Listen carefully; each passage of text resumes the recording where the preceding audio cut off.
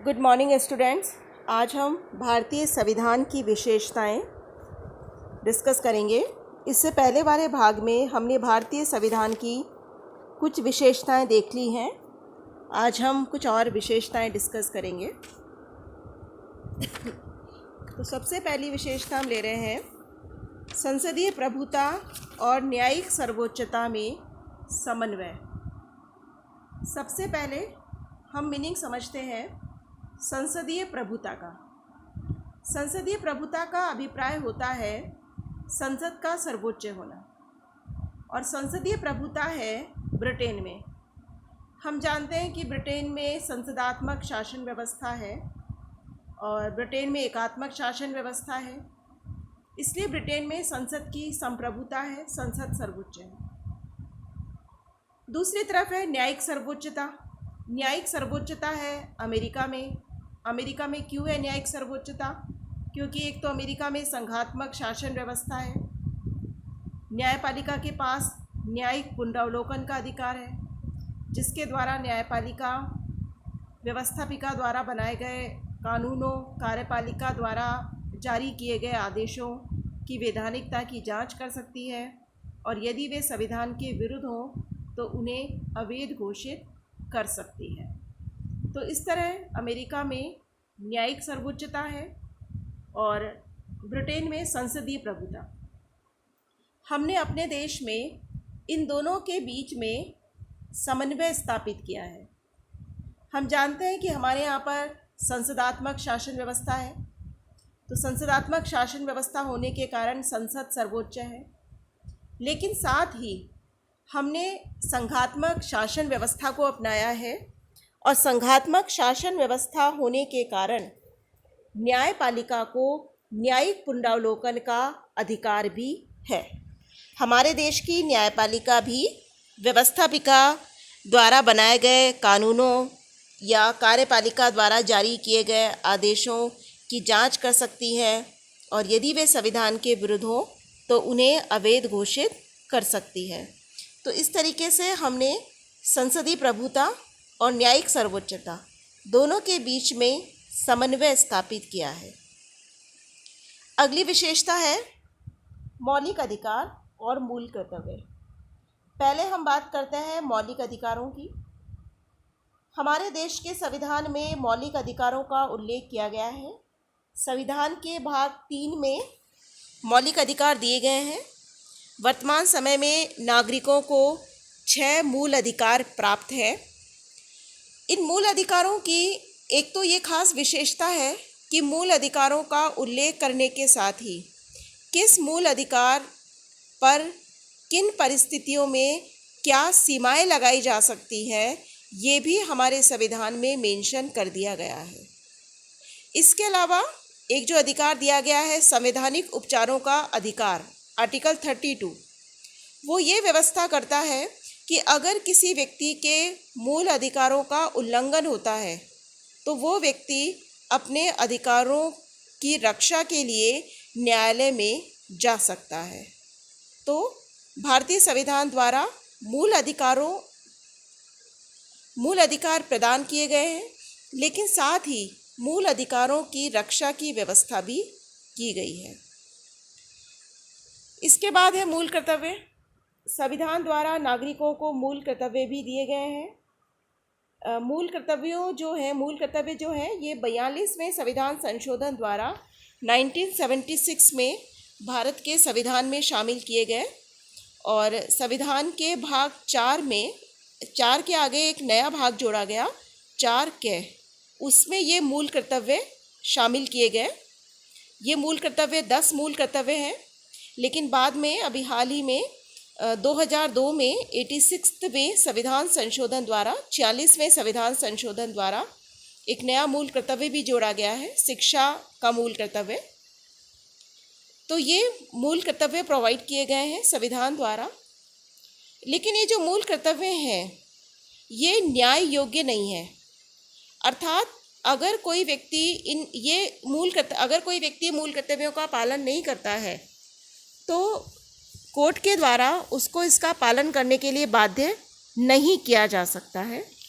लेकिन फिर भी खास बात यह है कि भारतीय संविधान द्वारा इन मूल कर्तव्यों का उल्लेख किया गया है। इसके बाद बात हम करें राज्य के नीति निदेशक तत्वों की।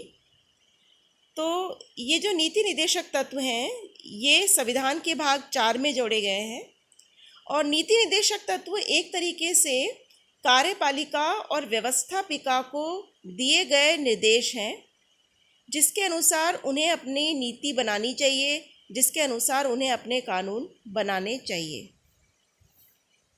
अर्थात एक तरीके से जो नीति निदेशक तत्व हैं वो संविधान द्वारा शासन संचालन के लिए सरकारों को दिए गए निर्देश हैं।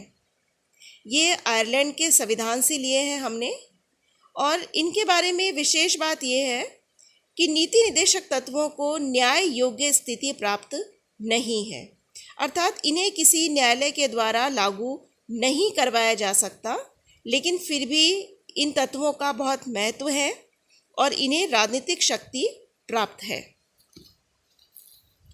नेक्स्ट है स्वतंत्र न्यायपालिका और अन्य स्वतंत्र अभिकरण। तो देखिए भारतीय संविधान द्वारा स्वतंत्र न्यायपालिका की व्यवस्था की गई है क्योंकि हमारे यहाँ संघात्मक शासन व्यवस्था है, तो ये ज़रूरी था कि हम एक स्वतंत्र न्यायपालिका की स्थापना करें और स्वतंत्र न्यायपालिका बनाने के लिए न्यायाधीशों की जो नियुक्ति है कार्यपालिका द्वारा की जाती है। उनका एक निश्चित कार्यकाल है, कार्यकाल के दौरान वेतन में कमी नहीं की जा सकती, उनको पद की सुरक्षा दी गई है। व्यवस्थापिका न्यायाधीशों के आचरण पर विचार नहीं कर सकती। तो इस तरह की व्यवस्थाएं हमने संविधान में की हैं।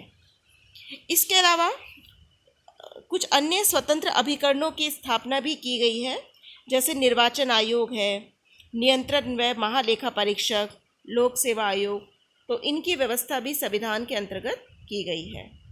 नेक्स्ट है सांप्रदायिक प्रतिनिधित्व का अंत और वयस्क मताधिकार का प्रारंभ। देखिए 1909 में जो मार्ले मिंटो सुधार अधिनियम लागू किया गया था उसके द्वारा हमारे देश में सांप्रदायिक प्रतिनिधित्व की प्रणाली लागू की गई।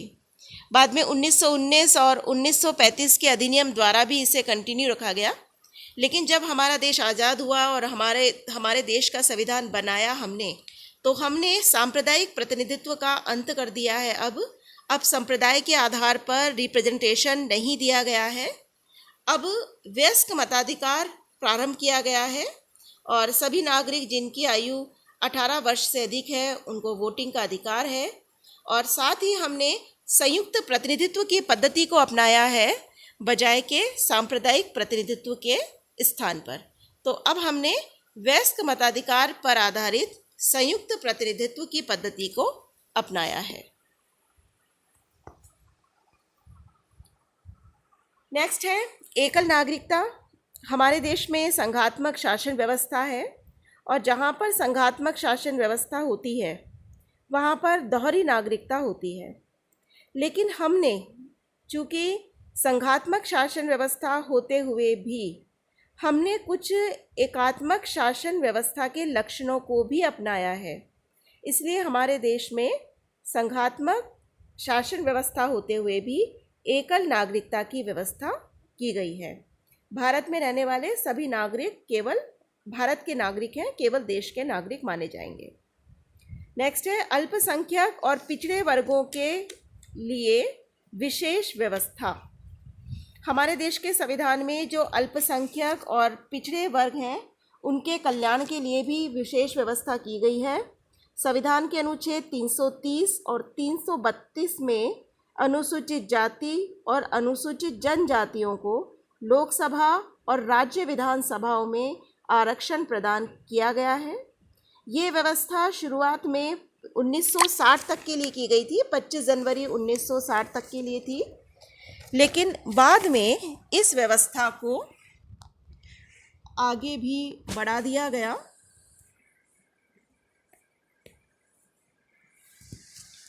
और वर्तमान में 2010 में जो 95वां संविधान संशोधन हुआ था उसके द्वारा इस आरक्षण की व्यवस्था को 25 जनवरी 2020 तक के लिए बढ़ा दिया गया है। इसी तरह अनुसूचित जाति और जनजातियों के लिए सरकारी नौकरियों में भी आरक्षण की व्यवस्था हमने की है अनुच्छेद 335 के अंतर्गत। और बाद में जब ये मांग की जाने लगी कि जो ओबीसी वर्ग हैं उनके लिए भी रिजर्वेशन की व्यवस्था होनी चाहिए, तो सेंट्रल गवर्नमेंट द्वारा 1993 से जो ओबीसी वर्ग के लोग हैं उनके लिए भी 27% आरक्षण लागू किया गया। तो इस तरीके से जो अल्पसंख्यक और जो पिछड़े वर्ग हैं उनके कल्याण के लिए भी व्यवस्थाएं की गई हैं। नेक्स्ट है सामाजिक समानता की स्थापना। हमारे देश के संविधान में सामाजिक समानता पर भी बल दिया गया है और इसके लिए संविधान का जो अनुच्छेद 17 है, अनुच्छेद 17 में ये कहा गया है कि अस्पृश्यता का अंत किया जाता है, किसी भी रूप में उसका आचरण निषिद्ध किया जाता है, किसी भी रूप में अस्पृश्यता का आचरण विधि के अनुसार दंडनीय अपराध होगा। इसके साथ ही 1989 में अनुसूचित जाति एवं जनजाति अत्याचार निरोधक कानून भी बनाया गया ताकि अनुसूचित जाति के व्यक्तियों पर होने वाली अत्याचार की घटनाओं को रोका जा सके। नेक्स्ट है कल्याणकारी राज्य की स्थापना का आदर्श। भारतीय संविधान निर्माता ये चाहते थे कि भारत एक कल्याणकारी राज्य बने और भारत सरकार जो नागरिक हैं उन नागरिकों को भोजन, वस्त्र, शिक्षा, स्वास्थ्य की अधिकाधिक सुविधाएं प्रदान करे, नागरिकों के जीवन स्तर को ऊंचा उठाए। तो केंद्र और राज्य सरकारों ने संविधान के इसी आदर्श के अनुरूप लक्ष्य प्राप्ति के लिए सरकारें प्रयासरत रही हैं और इसके लिए सरकारों ने प्लानिंग की पद्धति को अपनाया है और सरकारें इस बात के लिए प्रयासरत रही हैं कि भारत में भी समाजवादी ढांचे के समाज की स्थापना की जाए। नेक्स्ट है एक राष्ट्रीय भाषा की व्यवस्था। हमने संविधान के द्वारा हिंदी को देवनागरी लिपि में भारत की राष्ट्रभाषा घोषित किया है। साथ ही ये कहा गया जब संविधान बना तो कि संविधान लागू होने के 15 वर्ष बाद तक अंग्रेजी का प्रयोग भी साथ में जारी रहेगा और बाद में 1965 में सहभाषा विधेयक पास करके अनिश्चित काल तक के लिए हिंदी के साथ साथ अंग्रेजी को जारी रखने की अनुमति प्रदान कर दी गई है और भारत में अब 22 भाषाएं हैं जिनको प्रादेशिक भाषा के रूप में मान्यता प्राप्त है। और लास्ट है विश्व शांति का समर्थक। भारत विश्व शांति का समर्थक रहा है। हम जानते हैं कि वसुधैव कुटुंबकम भारतीय संस्कृति का आदर्श रहा है और इसी के अनुरूप हमने हमारे जो नीति निर्देशक तत्व हैं उनमें भी ये कहा गया है कि राज्य अंतर्राष्ट्रीय शांति और सुरक्षा की उन्नति का, राष्ट्रों के बीच न्याय तथा सम्मानपूर्ण संबंधों को बनाए रखने का प्रबंध करेगा। तो इस तरीके से विश्व शांति भी हमारा आदर्श है और ये चीज़ हमने अपने संविधान में भी मेंशन करी है नीति निर्देशक तत्वों के अंतर्गत। तो ये आज हमने भारतीय संविधान की कुछ विशेषताएं देखी हैं। Thank you.